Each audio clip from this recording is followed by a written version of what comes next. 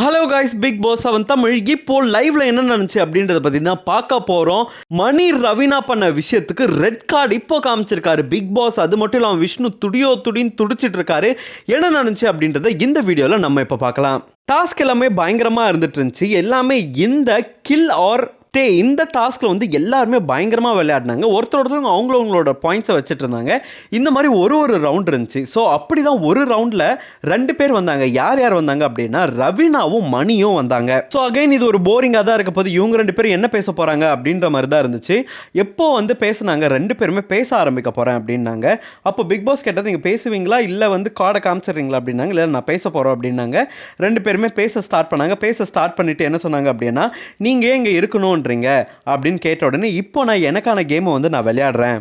So 2 பேருமே அவங்கவுங்களோட points எடுத்து வச்சுட்டு சில பிக் பாஸ் வந்து உங்களுடைய கார்டை எடுத்து காமிங்க அப்படின்னாங்க. 2 பேருமே கார்டை எடுத்து காமிச்சாங்க. அதில் ரவீனா இங்கே ஸ்டே பண்ணணும் அப்படின்னு சொல்லி மணி காமிச்சாரு. மணி இங்கேருந்து வெளியில் போகணும் அப்படின்னு சொல்லிட்டு ரவீனா கில் காமிச்சாங்க. ஸோ அதனால வந்து இந்த ரவுண்ட்லேயே எலிமினேட் ஆயிட்டாரு.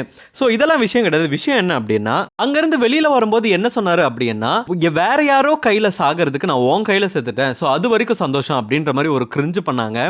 ஸோ இதில் முடிஞ்சதுக்கப்புறம் விசித்ரா வின் பண்ணாங்க. விசித்ரா வின் பண்ண உடனே விஷ்ணு என்ன சொன்னார்னா, நிறைய விஷயம் பண்ணிட்டு இருக்காரு. அவர் பண்ண ஒரே விஷயம் என்னன்னா, இவங்க ஜெயிச்சது என்னவோ தப்புன்ற மாதிரி விசித்ரா கிட்டே ப்ரூவ் பண்ண பார்க்குறாரு. மக்கள் பார்த்துப்பாங்க அப்படின்னு சொல்லி விஷ்ணு திரும்ப இதே வார்த்தையை தான் சொல்லிட்டு இருக்காரு.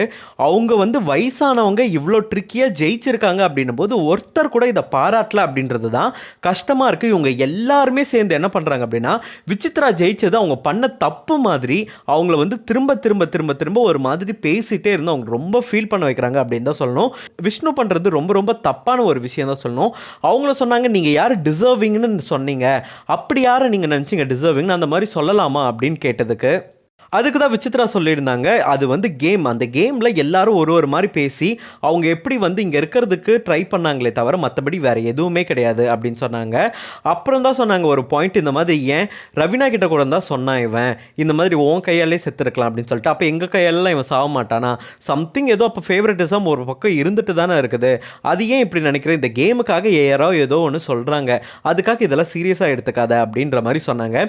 நீங்கள் என்ன நினைக்கிறீங்க, ஏன் விஷ்ணு வந்து இந்த அளவுக்கு ஃப்ரேம் பண்றாரு? இவங்க ஜெயிச்சதை அந்த பொண்ணுக்கு கொடுத்துருக்கலாம், சின்ன பொண்ணு தானே, இவங்களுக்கு வயசானவங்க எப்படி கொடுக்கலாம்? கேம்னு வந்துட்டா எல்லாத்துக்கும் சொல்றாங்களே இவங்க வயசானவங்கன்றதால இப்படியே நடந்துக்கிறாங்க, எந்த கேமும் விளையாட மாட்டாங்கன்னு.